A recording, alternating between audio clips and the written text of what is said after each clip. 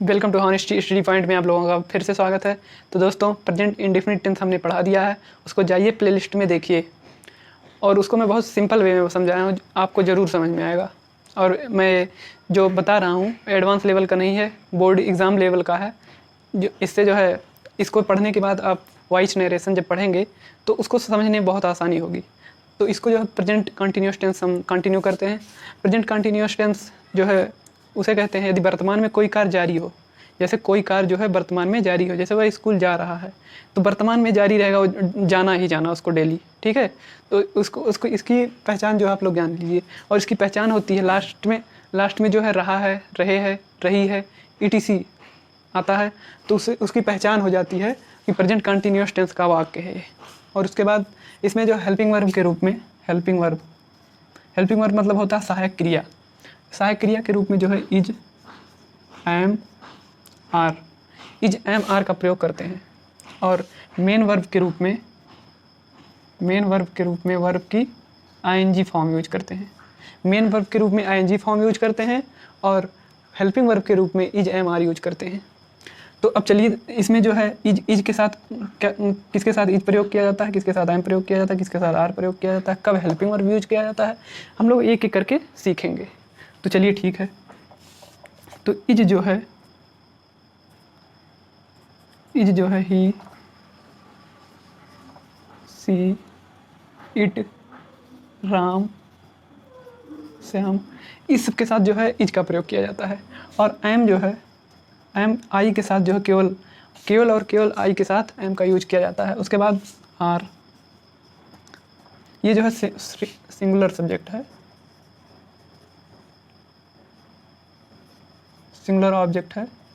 और ये जो है प्लूरल ऑब्जेक्ट आएगा, अभी मैं बता रहा हूँ, यू, वी, दे, या फिर प्लूरल सब्जेक्ट ऑब्जेक्ट, इस सब के साथ जो है आर का प्रयोग किया जाता है।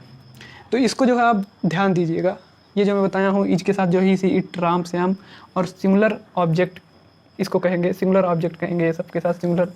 और इसके ये जो है प्लूरल ऑब्जेक्ट है, इस सब के साथ आर का प्रयोग किया जाता है, इस सब के साथ इज का प्रयोग किया जाता है। और इसके बाद हम लोग समझेंगे affirmative sentence, negative sentence, interrogative sentence, interrogative plus negative, WH word, एक एक करके हम लोग बहुत अच्छे ढंग से सीखेंगे, जिसको जो है आपको ज़रूर समझ में आएगा। चलिए अफर्मेटिव देखते हैं।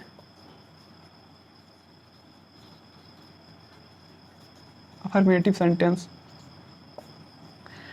सेंटेंस एकदम साधारण वाक्य होता है। जैसे एग्जाम्पल में बताऊँ, आप स्ट्रक्चर पहले बता देता हूँ। स्ट्रक्चर पहले सब्जेक्ट आता है, फिर उसके बाद इज, एम, आर, उसके बाद वर्ब की ING फॉर्म, उसके बाद ऑब्जेक्ट आता है। ऑब्जेक्ट या कुछ भी, या कॉम्प्लीमेंट के रूप में कुछ भी आ सकता है वहाँ पर। ये स्ट्रक्चर होता है। अब स्ट्रक्चर के माध्यम से हम इसका ट्रांसलेशन सीखेंगे। एग्जाम्पल जैसे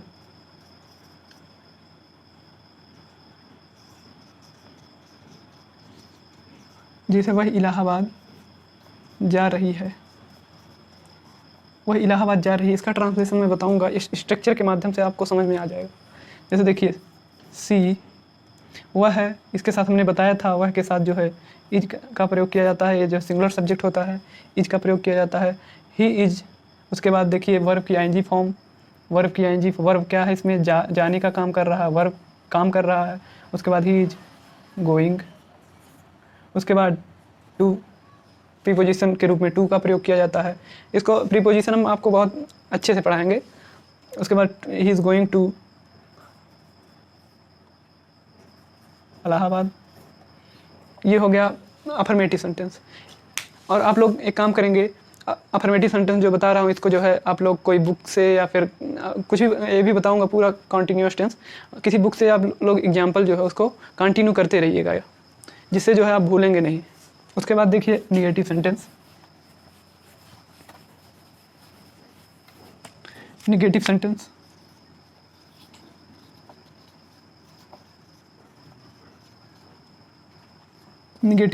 स्ट्रक्चर बना देता हूँ। स्ट्रक्चर स्ट्रक्चर में वही रहेगा, केवल नॉट लग जाएगा बस। Subject plus is am are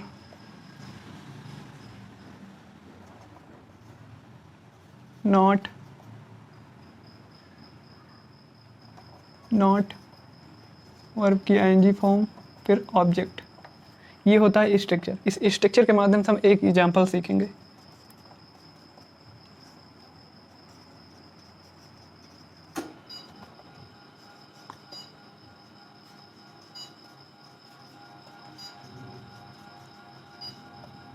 वह बाजार नहीं जा रही है, तो वह बाजार नहीं जा रही है, इसके लिए जो है ट्रांसलेशन हो जाएगा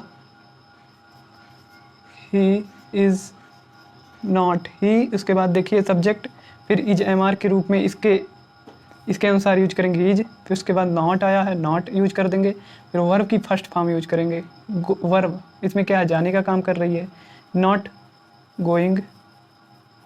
प्रीपोजिशन के रूप में टू लिखेंगे, टू मार्केट। ये हो गया निगेटिव सेंटेंस।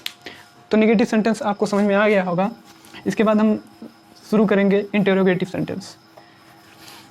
इंटरोगेटिव सेंटेंस देखेंगे ध्यान से आप लोग।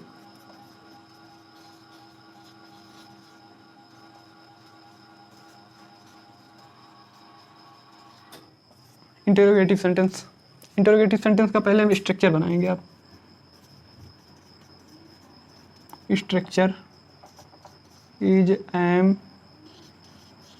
आर सब्जेक्ट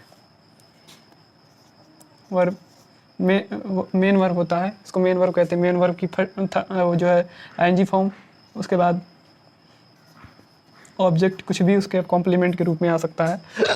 उसके बाद देखिए एग्जांपल हम एक बताएंगे। इसके एग्जांपल ले लेते हैं, कुछ भी ले लेते हैं। क्या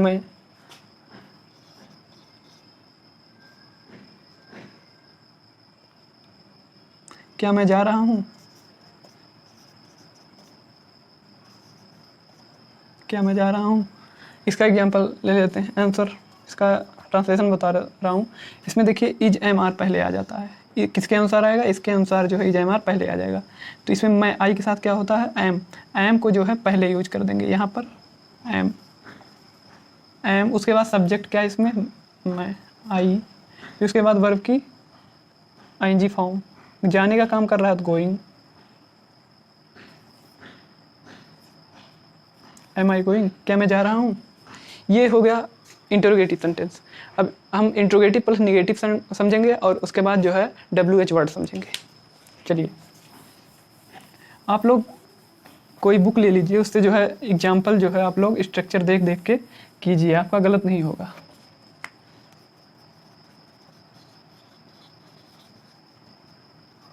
गेटिव plus negative sentence, interrogative plus negative sentence का भी एग्जाम्पल वही, केवल नॉट लग जाएगा बस।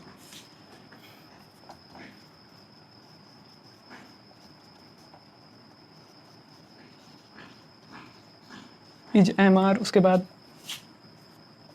सब्जेक्ट, फिर नॉट प्लस वर्ब की आईएनजी फॉर्म प्लस ऑब्जेक्ट। ठीक है, इस पे भी हम लोग एक एग्जांपल लेंगे।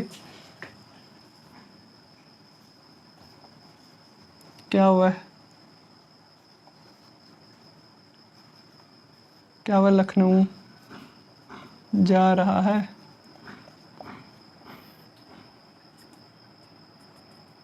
तो इसका ट्रांसलेशन देखेंगे। इज एम आर पहले आया है, इसके अनुसार लिखेंगे इज। इसके अनुसार देखिए ये जो है ही के वह के अनुसार जो है इसको यूज करेंगे इज। उसके बाद सब्जेक्ट वह, इसके बाद नॉट, वह, क्या वह लखनऊ नहीं जा रही है। निगेटिव सेंटेंस है ना, तो नहीं लगा दीजिए यहाँ पर, क्या वह लखनऊ नहीं जा रही है। Is he not going to Lucknow. ठीक है, तो आप लोग को इंट्रोगेटिव प्लस निगेटिव भी समझ में आ गया होगा। तो लास्ट है WH word. WH word sentence देखेंगे। बहुत बच्चों को इसमें कन्फ्यूजन रहता है। तो आज दूर हो जाएगा WH वर्ड। इसका स्ट्रक्चर मैं बना दूं पहले। स्ट्रक्चर WH वर्ड पहले आता है, WH वर्ड पहले आता है, फिर उसके बाद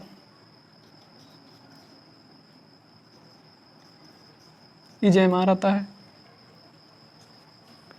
फिर उसके बाद सब्जेक्ट आता है, फिर उसके बाद अगर नॉट है इसमें तो नॉट भी इसके बाद आ जाएगा। ठीक है, स्ट्रक्चर मैं नहीं बना रहा हूँ, उसके बाद आप लोग समझ जाइएगा। सब्जेक्ट के बाद फिर उसके बाद सब्जेक्ट आएगा, फिर वर्ब की ING फॉर्म आएगा। अगर नॉट नहीं है तो यहाँ पर नॉट आ जाएगा, अगर नॉट होगा तो वर्ब की ING फॉर्म, फिर ऑब्जेक्ट। इसमें इस पे भी हम लोग एक उदाहरण पढ़ेंगे। इस पे उदाहरण एक है, तुम्हें कौन पढ़ा रहा है? तुम्हें कौन पढ़ा रहा है? इस पे मैं आपको बहुत ही सिंपल वे में बताऊंगा। तुम्हें कौन पढ़ा रहा है? तो देखिए, तुम्हें कौन पढ़ा रहा है, तो हु इज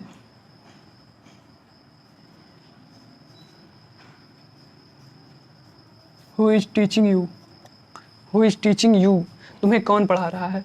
तो who is teaching you, WH word हमने कहा था कौन है बीच में, ये पहले आ जाता है हु, फिर उसके बाद EJMR इसके अनुसार यूज करते हैं, तुम्हें के अनुसार।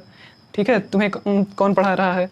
ये जो है थोड़ा आपको कन्फ्यूजन होगा कि हु के साथ इसके अनुसार तुम के साथ कैसे आ गया, तो लास्ट में चला गया। तो जो है इसको जो है हु इज टीचिंग यू, तुम्हें कौन पढ़ा रहा है। यदि यहीं पर होता तुम्हें कौन पढ़ा रहा है, यदि यहाँ पर होता तुम्हें कौन पढ़ा रहा, तो यहाँ पर आर हो जाता, हु आर टीचिंग यू, तुम्हें कौन पढ़ा रहा है। खैर ये एडवांस लेवल का है, और एग्जाम्पल आप लोग करते रहिएगा, इससे जो है आपका प्रैक्टिस होता रहेगा। और जो है इसी के साथ जय हिंद, जय भारत।